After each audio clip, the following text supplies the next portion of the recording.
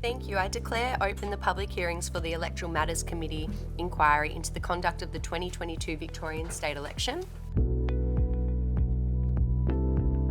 There should be someone whose job it is on the booth to, I guess, be the first point of contact for behavioural issues. I think one of the issues that was experienced across Victoria was that there was a kind of buck passing, for want of a better word, between different officials on booths, and there wasn't a single point of responsibility. And then the second, what flows from that is that once you have that person on the booth, they would need appropriate and clearly understood powers to be able to perform their role. There is frankly one job for the Electoral Commission, and it's to run elections and make sure everybody can vote.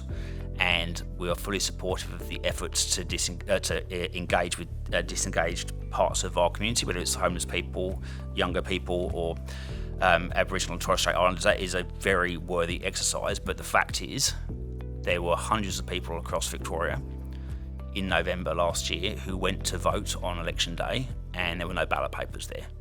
And there is a fixed date in the diary. They knew 4 years out when election day was, and the fact they couldn't supply ballot papers to polling centres is a disgrace. We've heard from our candidates overall that they did have quite a good experience, but the most notable exceptions that we had were candidates who come from diverse backgrounds. So our First Nations candidates, our trans candidates, the people of colour who ran for us, people with disabilities who experienced some really concerning activities on polling booths, sometimes from other volunteers, sometimes from other candidates themselves.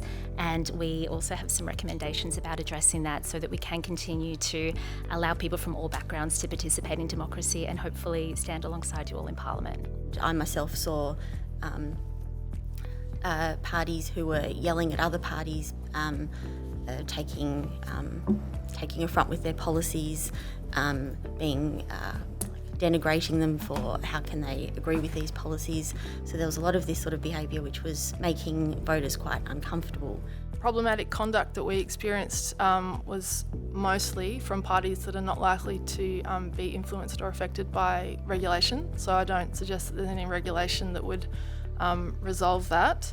I think that what we would seek is, as we've indicated, a clearer and better established and detailed point of escalation within the Commission in relation to serious conduct. And serious misconduct, we would say, and certainly was conduct experienced by our campaigners, it's violence. So actual violence, it's threats of violence.